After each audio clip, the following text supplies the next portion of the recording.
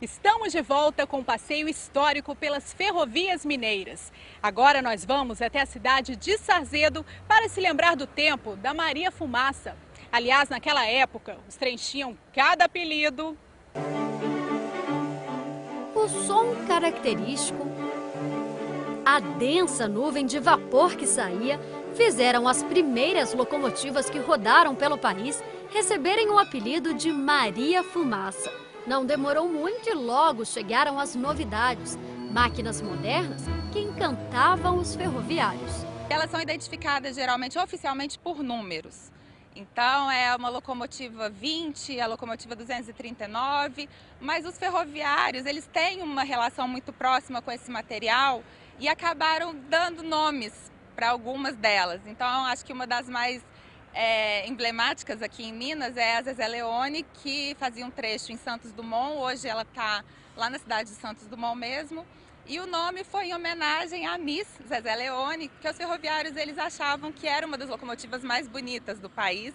Então, em homenagem à Miss, foi dado esse nome, Zezé Leone.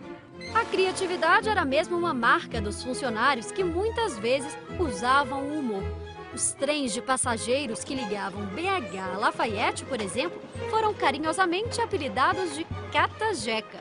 Às vezes uma cidade ela não tinha porte para ter uma estação ferroviária ou uma região da cidade não tinha como se instalar uma estação. Então eram instaladas pequenas paradas. Então elas iam fazendo essas paradinhas e pegando as pessoas para levar para os grandes centros, para a capital ou para a cidade mais importante da região. Então nessas paradinhas ganhou esse nome, né, do Catajeca, do trem Catajeca, que vai catando as pessoas no meio do caminho. Com as linhas férreas não foi diferente. Cidades que na época eram referências, homenagens a reis e rainhas.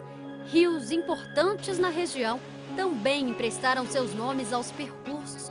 É o caso da linha do Paraopeba, que tem grande parte da sua extensão margeada pelo rio com o mesmo nome. Nela, em 1917, foi construída a estação de Sarzedo. Era um povoado pacato, né? E a partir daí, a partir da chegada, né? Quando chegou o pessoal para trabalhar na estação, a cidade mudou toda. De repente, pessoas que praticavam uma atividade, principalmente a atividade agrícola, passou a exercer uma outra atividade em função da estação. A cidade dobrou de tamanho e todas as atenções ficaram voltadas para a estação.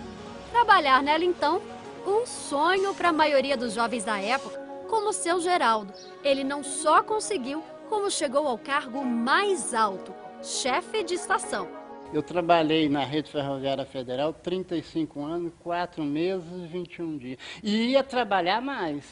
Eu costumo dizer para minhas filhas, elas morrem de rir. Eu falo com elas assim, se eu andar o Sarzedo joelhado no chão, eu não pago a Deus o tanto quanto Deus foi bom para mim. Sentimentos de orgulho e gratidão é o que a gente mais percebe por aqui. Para mim, a primeira mãe é biológica, a segunda é a Rede Ferroviária, porque tudo que eu tenho hoje eu agradeço a ela. Eu criei meus filhos, tenho meus netos hoje, tudo através da Rede Ferroviária. O espaço que por tanto tempo foi o coração da cidade foi tombado em 2007 pelo Patrimônio Histórico Municipal. Agora é museu, dividido em duas partes, uma dedicada à história da mineração. E funcionava como silo, né? Existe silo para estocagem de soja, de café, de milho, mas esse aqui estocava minério de ferro, né? Então o minério era estocado aqui e depois colocado, né, no vagão através dessas comportas que existem aí. Né? Usava também um trabalho manual, um trabalho com garfo e com pá. Né? Os operários julgavam para dentro do vagão o minério de ferro.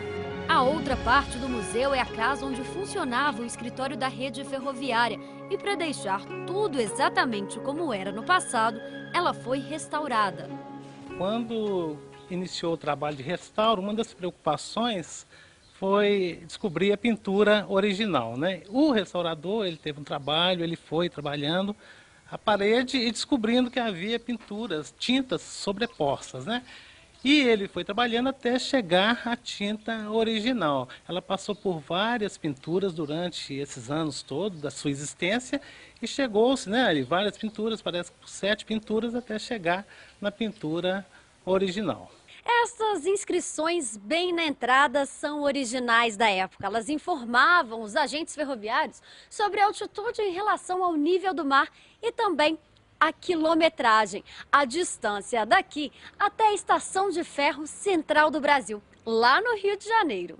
Que era restrito aos agentes ferroviários, né? Aqui era um espaço denominado agência, onde era feito os trabalhos de escritório, as escrituras e a venda de passagem. Essa bilheteira, por exemplo, ela é original, ela servia para condicionar os bilhetes. Essa mesa era usada aqui na estação, né? Ela era da estação, dessa estação mesmo, e a máquina de escrever era muito usada. Escrever tudo que acontecia, né? O cotidiano da estação, tudo que acontecia e que era inerente à estação, à ferrovia, era escrito, né? Registro, despachos, instruções de serviço, memorando, uma série de coisas, era o serviço do agente de estação. Nós temos um carrinho, né, um carrinho de mão que era para transportar as mercadorias que eram condicionadas aqui e que estavam aqui para ser despachadas.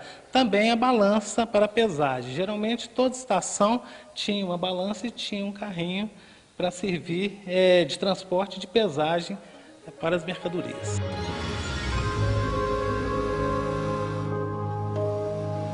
Além de escoar o minério, a linha férrea de Sarzedo também foi muito importante para o transporte de pessoas.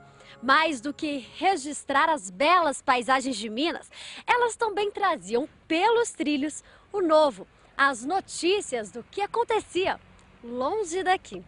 E entre tantas chegadas e partidas, o amor acontecia. E muita gente arrumou namorado. A minha mãe arrumou namorado, meu pai era ferroviário. De tarde ficava passeando pra lá e pra cá. E era o dia que vestia os vestidos bonitinhos para poder passear. Eu acho que a gente não pode deixar apagar da memória essas coisas boas, né?